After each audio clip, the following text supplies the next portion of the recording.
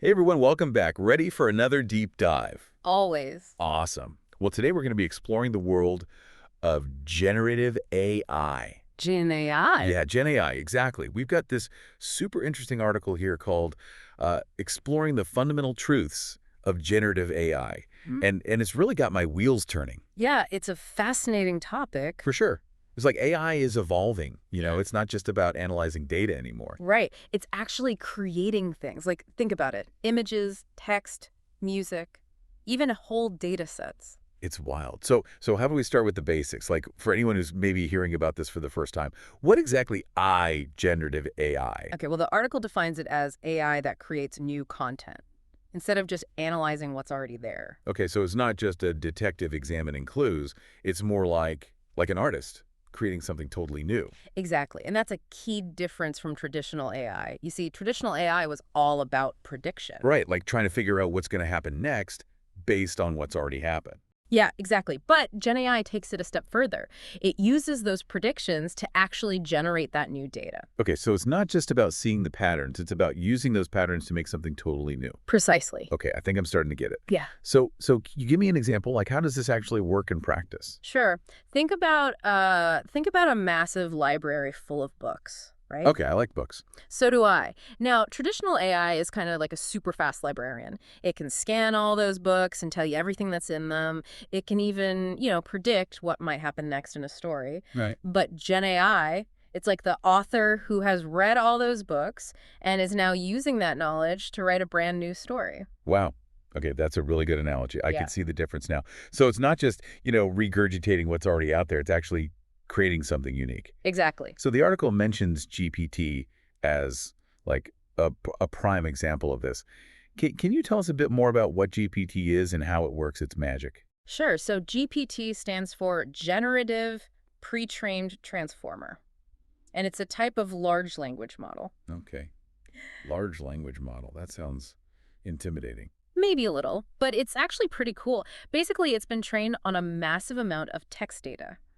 Like, think, the entire internet. Whoa. Yeah, and using all that training, it can predict the next word in a Okay, sequence. so it starts with a word and then just keeps predicting the next one and the next one and the next one. Exactly. It's kind of like those autocomplete features you see on your phone, but on a much grander scale. And that's how it builds up whole paragraphs, even entire articles. That's right. And it's not just, random words. It's surprisingly coherent and even creative. So it's like having a computer that can write poems and stories. Yeah. Or even code or scripts or Pretty much anything you can think of. pretty much. That is wild. Okay, but it's not just about text, right? I've seen some crazy AI-generated images floating around online. Oh, absolutely.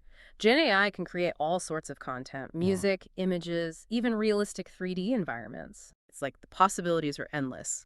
But what's the secret sauce? Like, what makes Gen AI so powerful? What's going on under the hood? At its core, Gen AI is built on these really powerful deep learning algorithms. Deep learning. That's a whole other rabbit hole, isn't it? Oh, yeah, for sure.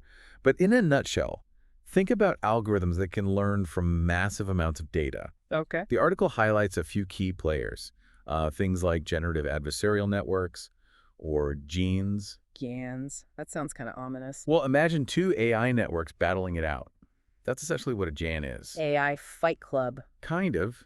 You've got one network, the generator, that's trying to create something new, like an image, and then the other network, the discriminator, it's like the judge. It's trying to figure out if the image is real or fake. So they're constantly challenging each other. Exactly. And as they go back and forth, the generator gets better at creating realistic images, and the discriminator gets better at spotting the fakes.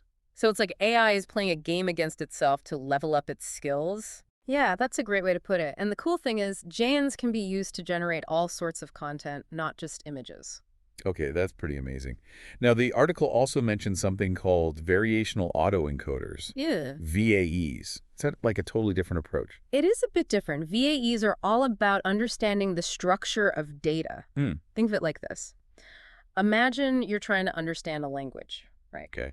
A VAE would analyze a ton of text in that language, looking for patterns and connections. And then once it has a good grasp of how that language works, it can use that knowledge to generate new sentences that are grammatically correct and actually make sense. So if Jans are like the artists, battling it out to create masterpieces, VAEs are more like the grammarians, making sure everything is structured and flows properly. That's a great analogy. And they're really useful for dealing with complex data, where